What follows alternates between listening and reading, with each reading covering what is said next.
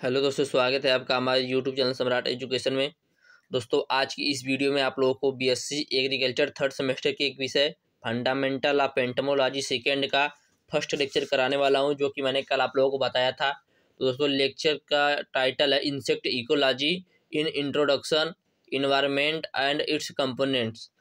तो दोस्तों, हमें इसमें इंसेक्ट इकोलॉजी क्या होता है उसके बारे में पढ़ना है, उसका इंट्रोडक्शन पढ़ना है, इन्वायरमेंट और इसके कंपोनेंट के बारे में पढ़ना है।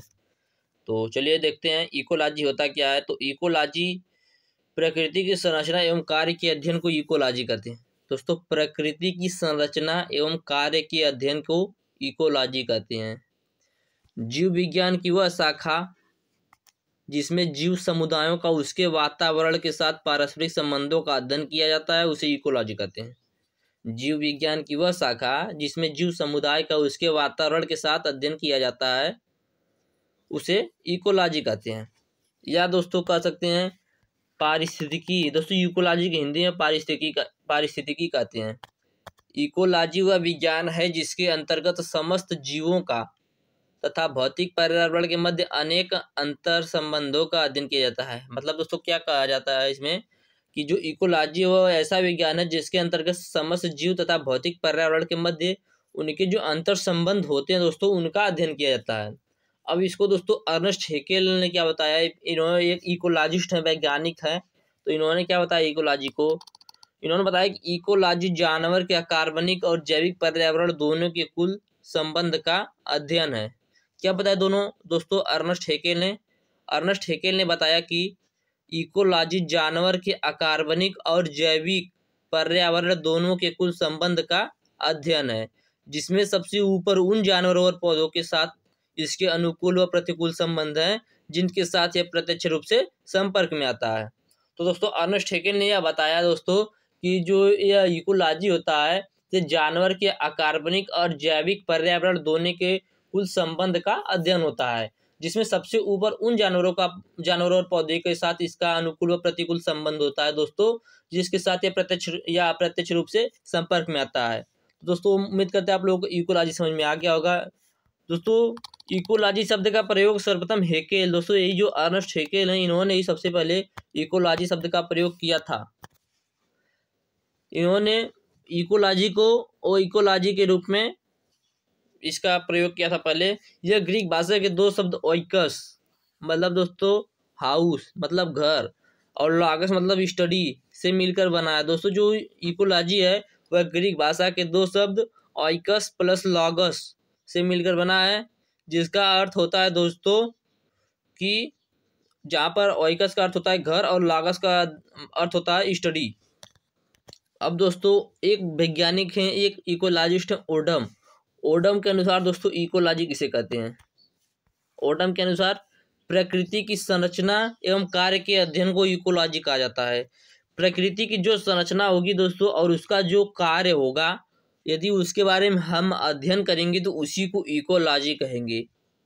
प्रकृति की संरचना एवं कार्य के अध्ययन को इकोलॉजी कहते हैं दोस्तों।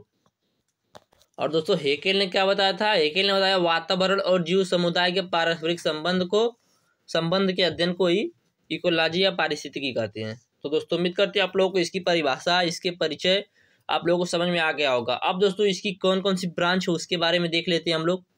कौन कौन सी शाखा है इकोलॉजी की। ब्रांचेस ऑफ इकोलॉजी मतलब दोस्तों जो इकोलॉजी है उसकी शाखा या इकोलॉजी कितने पार्ट होते हैं। तो इकोलॉजी कुल दो प्रकार का होता है। पहला होता है दोस्तों ऑटो इकोलॉजी, दूसरा होता है साइनो इकोलॉजी। ऑटो इकोलॉजी को स्व पारिस्थितिकी कहते हैं और साइनो इकोलॉजी को सम पारिस्थितिकी कहते हैं।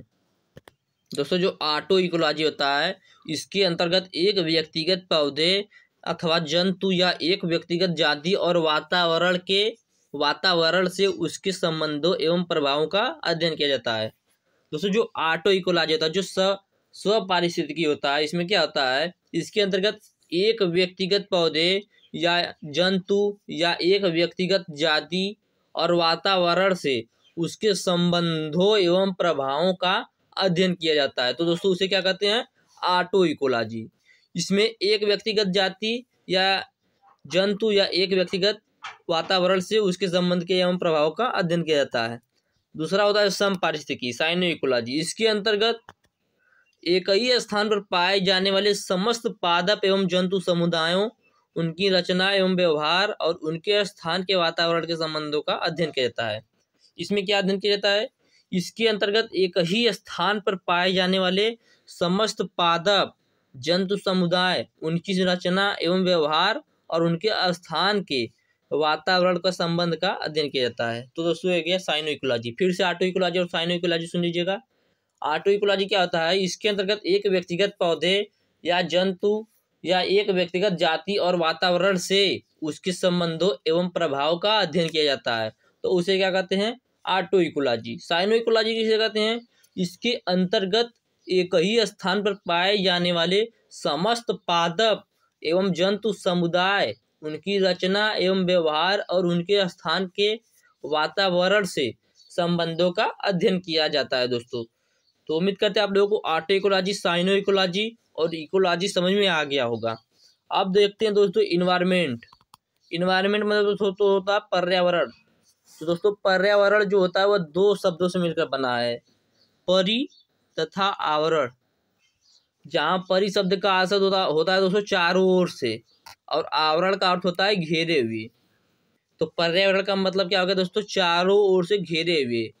पर्यावरण का आशय दोस्तों किसी जीवधारी के चारों ओर पाए जाने वाला उस आवरण से है जिसमें रहकर वह जीव विशेष रूप से अपना जीवन यापन करता है। पर्यावरण का आशय किससे दोस्तों? पर्यावरण का आशय किसी जीवधारी के चारों ओर पाए जाने वाले उस आवरण से है जिसमें रहकर वह जीव विशेष रूप से अपना जीवन यापन करता है। दूसरे शब्दों में कहें तो दोस्तों पर्यावरण का तात्पर्य उन समस्त भौतिक व जैविक व्यवस्था से है जिसमें जीवधारी निवास करते हैं तथा वृद्धि करके अपनी स्वाभाविक प्रवृत्तियों का विकास करते हैं। तो दोस्तों पर्यावरण क्या होता है? पर्यावरण का आशय किसी जीवधारी के चारों ओर पाए जाने वाला उस आवरण से है जिसमें रहकर वह विशेष रूप से अपना जीवन यापन करता है। या कह सकते हैं पर्यावरण का तात्पर्य उन समस्त भौतिक और जैविक व्यवस्था से है जिसमें जीवधारी निवास करते हैं तथा वृद्धि करके अपनी स्वाभाविक प्रवृत्तियों का विकास करते हैं।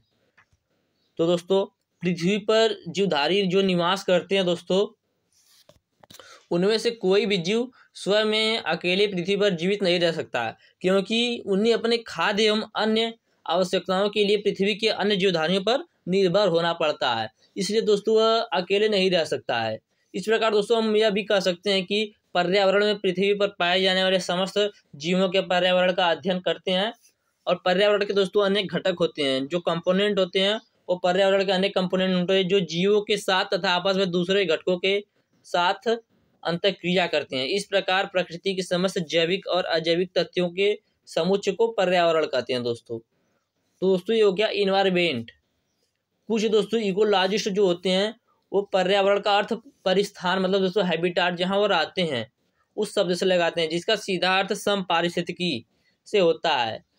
प्रसिद्ध दोस्तों इकोलॉजिस्ट एजी टासले के अनुसार प्रभावकारी दशाओं का वह संपूर्ण योग जिसमें जीवधारी निवास करते हैं पर्यावरण कहलाता है। उसके बाद दोस्तों एक प्रसिद्ध जर्मन भूगोलवेत्ता ए फिटिंग ने उन्होंने बताया कि जीवों के पारिस्थितिकी कारकों का योग पर्यावरण है।